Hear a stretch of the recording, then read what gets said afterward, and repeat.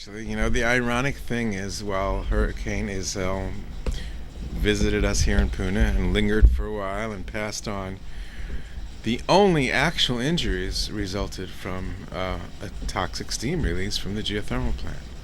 It's kind of ironic. The neighborhood survived the storm itself, but the geothermal power plant caused some serious injuries. At least 6 people went to the emergency room as a result. There's at least 5 or 6 other people with fairly serious health effects from the release. It's interesting to me on many levels. First of all, there was a press release issued by PGV's publicity agency, which really downplayed the occurrences that happened. It downplayed the amount of hydrogen sulfide that was released, and it gave a very inaccurate and glossed over story of what happened. They kind of made it sound as if it was planned and nothing ever went wrong. The reality on the ground greatly contradicts that story. It wasn't planned. It was a result of the power lines going down, both of their power lines going down due to storm damage. They were planning, apparently, a clean out, but the blowout that occurred was a secondary result of the storm. Besides their planned, and as they call it, abated release, there was a massive unabated release of steam for at least an hour and a half. That include, by unabated, I mean the hydrogen sulfide in it was not treated or scrubbed as in their planned release. By the way, hydrogen sulfide doesn't just stink like rotten eggs. It's one of the most poisonous gases that there are. And a funny thing it's not funny, a curious way this happened is, during the night of the storm, a lot of people in the neighborhood were aware of this blowout because there was the sound of a jet engine, there was a steam plume going into the sky, and there's in the lack of a civil defense emergency being sounded, people alert themselves. They look through phone trees and stuff, and a lot of people knew that it happened before it came on the radio. But ultimately, civil defense did come on the radio, which I'm glad they did, and they announced that there was a uncontrolled release of hydrogen sulfide steam at the geothermal plant.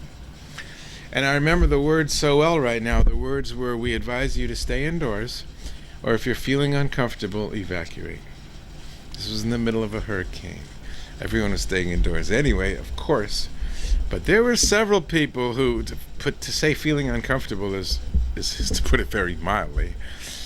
And some tried to evacuate, and a few did, but the fact is almost every road in that neighborhood was blocked by downed trees at the time they said to evacuate.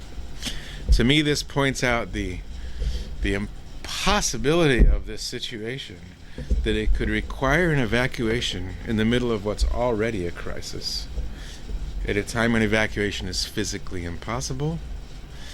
And there was really no response plan for that. There was nothing that could be done. People just had to hope for the best and breathe this poisonous gas. And it shows the lack of an emergency response plan, and it shows the lack of compatibility of a geothermal plant being in close proximity to residences. This doesn't occur anywhere else in the world. Residences close to a geothermal plant. And there's nowhere else in the world where the geothermal steam is as toxic as it is here in Hawaii. So it's a double whammy. You have the most toxic geothermal steam closer to residences than anywhere else. And I believe it's a real hazard. And it was shown very clearly that night that while we were getting through a crisis pretty well, we were unprepared to deal with the geothermal blowout. It was terrifying for them. Terrifying. I know some people, especially a couple people were knocked out by the gas. And then their partners were, what do I do? Do I try to take them to a hospital when the roads are hazardous? Do we stay home? It was an impossible situation and very, very frustrating. And there's a lot of things about the official story that are so contradicted by the facts on the ground that I believe that the geothermal plant and the regulatory agencies involved, including the State Department of Health, are going to lose a lot of credibility over what they said happened versus what really happened. And I do want to say, they talk about how many parts per million were recorded, how many parts per million were announced to at least one resident by a fire personnel. And it disturbs me, even in the newspaper report today, it disturbs me that they compare the concentrations in the community to OSHA standards, which is completely inappropriate. OSHA standards is for workers who come there for an 8-hour shift, who get trained on how to respond, and it has no relevance at all to someone who lives 24 hours a day nearby and is exposed to it without any training or any response plan. And this can include pregnant women and small children. And to compare the concentration levels in a civilian community to OSHA standards is an outrageous disregard for public health to me.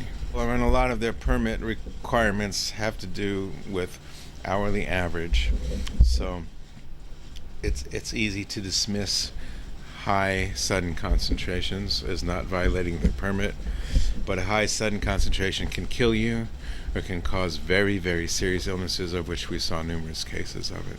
And they still can be completely within their air quality permits because there was no hourly average over 25 parts per billion. But the momentary spike is all that's necessary to cause serious health damage. And somehow they're excluded from concern over that.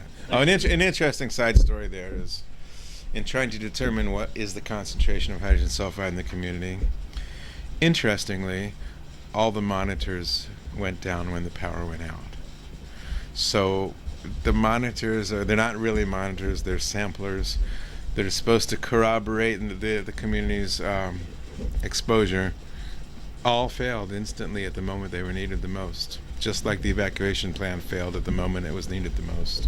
And they stopped collecting data too? Is that how it works? Yeah, they go offline. They're no longer working the minute the electricity chips off. And some people talk about maybe we need some solar powered monitors, but they talk about it's too expensive, you know. I think the community needs to be protected from the very real health effects there and the very real lack of a response plan that's adequate. And the geothermal plant in that community is a serious hazard.